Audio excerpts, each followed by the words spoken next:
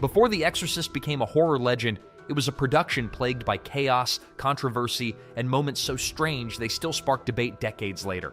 Audiences fainted in theaters, but behind the camera, cast and crew were dealing with fires, injuries, and stories that sounded straight out of the script itself. Was it bad luck or something more unsettling?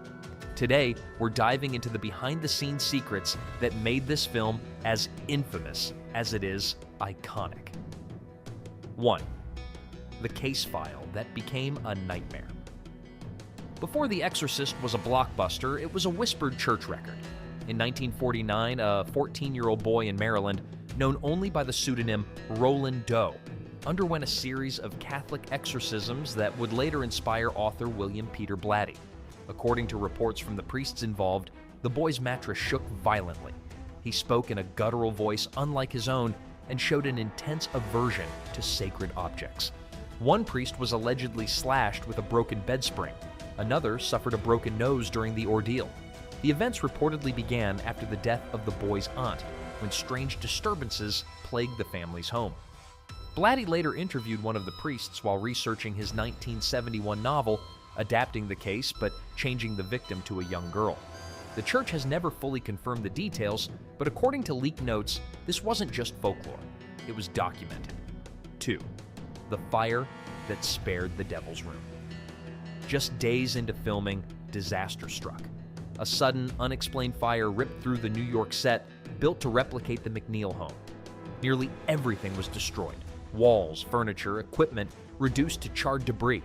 In a twist that still unsettles fans, Regan's bedroom, the very room where the exorcism scenes took place, was left completely untouched. Not scorched, not smoke damaged, just standing there. Director William Friedkin was shaken enough to halt production for 6 weeks. A priest was brought in to bless the rebuilt set, hoping to calm the growing anxiety among cast and crew. Even insurers reportedly labeled the fire an act of God. Friedkin later admitted there were simply too many strange accidents to ignore. Electrical fault or something darker. Either way, from the very beginning, the production felt ominously cursed. 3. Filming evil in a war zone. Before the terror hit Georgetown, The Exorcist opened in the deserts of Iraq, and it wasn't a Hollywood set.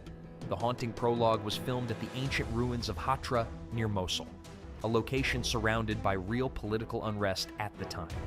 William Friedkin had to negotiate directly with the Iraqi government just to secure permission to shoot. The crew worked under strict curfews, escorted through the region, and relied mostly on natural light because electricity was unreliable. Tensions in the area meant production could have been halted at any moment. The demon statue Father Marin uncovers was Pazuzu, rooted in actual Mesopotamian mythology, pulled from the same soil beneath their feet. They weren't just staging the origin of evil. They were filming it in a place layered with real history, real conflict, and very real danger. 4. The screams were real. The terror on screen wasn't always acting. During the possession scenes, the violent thrashing of Regan's bed was achieved using mechanical rigs and harnesses. In one take, the stunt rig jerked Ellen Burstyn so forcefully that she slammed onto her coccyx, permanently injuring her spine. Her blood-curdling scream was completely real. Furious and in agony, she later revealed that director William Friedkin kept the camera rolling and used that exact take in the final cut. Linda Blair endured similar trauma. During the bed-shaking sequences, her harness repeatedly snapped her backward with such force that she fractured her lower spine and later developed scoliosis. She was never immediately sent to a doctor, and that footage too made it into the film. Friedkin demanded realism at any cost. In some of the movie's most disturbing moments, the pain you hear isn't performance, it's genuine suffering captured on camera. 5. She drank to sound like the devil. That guttural, bone-chilling demon voice didn't come from special effects. It came from actress Mercedes McCambridge. Originally, William Friedkin planned to manipulate Linda Blair's voice in post-production, but it wasn't terrifying enough. He wanted something truly inhuman. McCambridge delivered at a cost. A recovering alcoholic, she began drinking whiskey again to roughen her voice.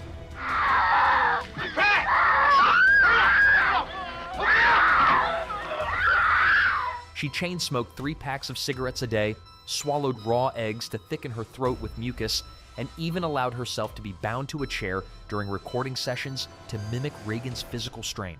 She pushed her body to the brink to become the demon. The result was horrifyingly authentic, a voice that felt less performed and more possessed. Ironically, she was initially denied on-screen credit and had to fight legally to be acknowledged. To give the devil a voice, she nearly sacrificed herself. 6. Hell's Icebox. The icy breath you see during the exorcism scenes wasn't added in post-production. It was real. Director William Friedkin wanted the room to feel supernaturally cold, so he had Regan's bedroom constructed inside a refrigerated set normally used to chill meatpacking facilities. Temperatures reportedly plunged to nearly minus 20 degrees. Crew members wore heavy winter coats between takes, and cameras frequently malfunctioned from the extreme cold. Linda Blair was in a thin nightgown, shivering as her breath fogged naturally on camera. Because of the powerful film lights, they could only shoot for a few minutes at a time before the room had to be refrozen. On some mornings, a thin layer of frost even coated the floor. The crew nicknamed it Hell's Icebox. To capture the presence of a demon immune to cold, Friedkin didn't fake the environment. He froze everyone inside it. 7. The director fired real guns. On set, fear wasn't always scripted. Sometimes it was detonated. William Friedkin believed authentic terror couldn't be faked, so he used extreme tactics to get it. During certain scenes, he reportedly fired a shotgun behind the camera without warning to jolt actors into genuine shock. In one moment where Father Karras is startled, that reaction wasn't acting, it was instinct. Before filming an emotional breakdown scene, Friedkin even slapped William O'Malley, the real-life priest playing Father Dyer, to provoke raw emotion. Friedkin later admitted techniques like that would not go over today. Actors stayed constantly on edge, never knowing what might happen before action was called. Some crew members quit. What began as a horror film started to feel like psychological warfare. That trembling tension you see on screen, it wasn't performed, it was triggered. 8. The vomit that went wrong. One of the most infamous moments, Regan's projectile vomit, was as chaotic behind the scenes as it was on screen. The green sludge wasn't CGI, of course. It was pea soup, specifically Anderson's brand, carefully chosen after the crew tested different varieties for the perfect texture. They even mixed in oatmeal to thicken it. The effect was rigged to blast Father Karras squarely in the chest, but when the tubing misfired, the stream shot directly into his face instead. His horrified, disgusted reaction was completely real. William Friedkin loved it and kept that very first take. Miller later admitted he was genuinely furious after being unexpectedly drenched, but the scene was finished in one shot. No do-overs, no second splash, just one perfectly timed accident that became horror history. 9. A 44-year-old playing 75. When audiences watched the film, most assumed Father Merrin was portrayed by a seasoned actor in his 70s. In reality, Max von Sydow was only 44 years old at the time. To transform him into the frail, aging exorcist, makeup artists subjected him to a grueling 4-hour daily process. His skin was stretched and layered with liquid latex to create deep wrinkles. Liver spots were hand-painted on, and fine lines were meticulously crafted to sell the illusion. The transformation was so convincing that many viewers believed von Sydow was naturally elderly. Maintaining that illusion wasn't easy. Weeks into production, subtle differences in the aging formula caused continuity issues, his face appearing slightly younger in certain shots, forcing adjustments and reshoots. Von Sydow later joked that he had played old age long before he ever reached it himself. It wasn't just makeup, it was cinematic time travel in reverse. 10. The scene too scary to release. One of the most horrifying images, Regan descending the staircase in a twisted spider walk, blood dripping from her mouth, wasn't even in the original 1973 release. William Friedkin cut the scene during final editing, believing it looked too surreal and that the wire work wasn't convincing enough for the tone he wanted. For decades, the moment became legend among horror fans, a deleted nightmare few had actually seen.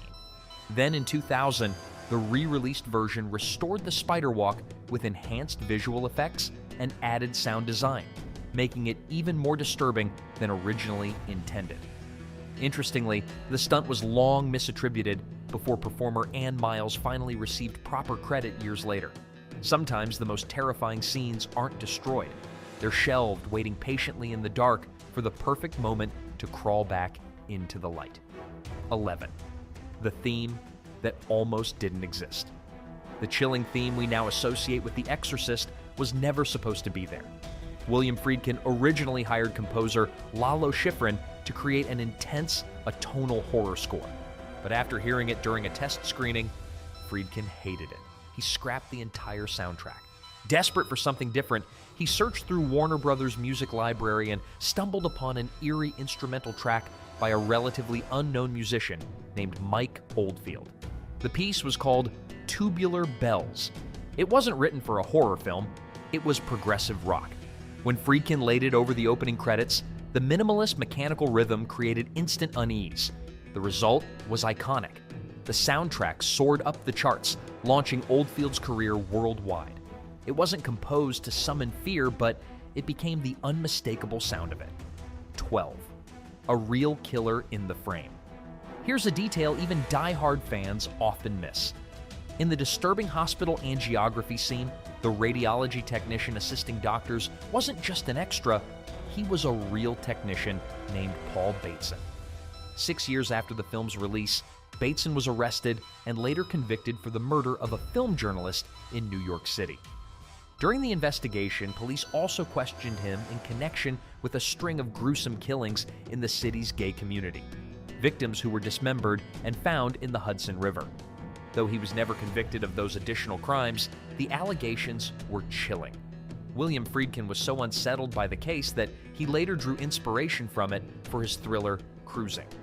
For a film already surrounded by talk of curses and coincidences, the idea that a real-life murderer appeared on screen only deepened the unease.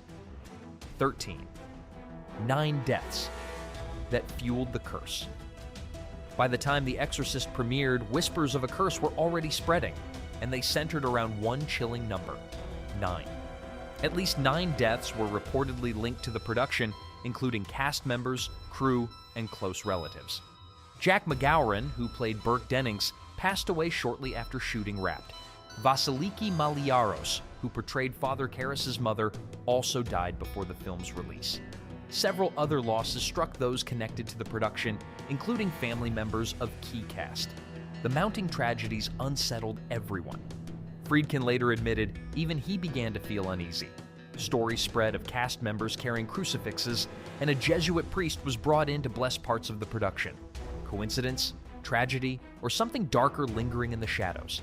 The legend of the curse only grew stronger. 14. The child star who paid the price. When The Exorcist exploded into theaters, 14-year-old Linda Blair didn't just become famous, she became a target. Religious groups condemned the film as blasphemous, and Blair was flooded with hate mail. Some accused her of serving Satan, others sent death threats. The backlash grew so intense that the studio hired armed bodyguards to protect her for 6 months after release. Behind the scenes, concerns had already been mounting. The freezing set conditions, violent harness rigs, and physically demanding scenes had taken a toll. Reports later surfaced that Blair's family privately pursued legal action against the studio, citing negligence and emotional trauma. The case was settled quietly out of court and sealed from public view. The film made her a household name, but the psychological weight lingered long after the cameras stopped rolling. For Blair, the horror didn't end when the credits rolled. 15. The premiere that sent audiences to the hospital. When it premiered in 1973, The Exorcist didn't just shock viewers, it overwhelmed them. Reports flooded in of audience members fainting, vomiting, and fleeing theaters mid-screening. Some cinemas handed out barf bags. Others kept nurses on standby. Headlines warned of mass hysteria. In San Francisco, ambulances were reportedly called to screenings night after night. In Boston and Los Angeles, stories spread of panic attacks and physical injuries during showings. One viewer even sued Warner Brothers after claiming he fainted during a subliminal demon-faced scene and broke his jaw. Ironically, William Friedkin believed it wasn't the possession scenes causing nausea. It was the hyper-realistic medical imagery, especially the angiography sequence. This wasn't a typical film rollout. It was closer to a cultural shockwave. For many, watching wasn't entertainment, it was endurance. More than 50 years later, The Exorcist still feels less like a movie and more like an event that scarred everyone it touched. From real injuries and on-set fires to mysterious deaths and a real-life killer appearing on camera, the line between fiction and reality blurred in ways Hollywood had never seen before. Whether you believe in curses or coincidences, one thing is undeniable. This film changed horror forever. If you enjoyed uncovering these behind-the-scenes secrets, make sure to like the video, subscribe for more deep dives into cinema's darkest stories, and drop a comment telling me which fact shocked you the most. Remember, sometimes the scariest part of a horror film isn't what's on screen.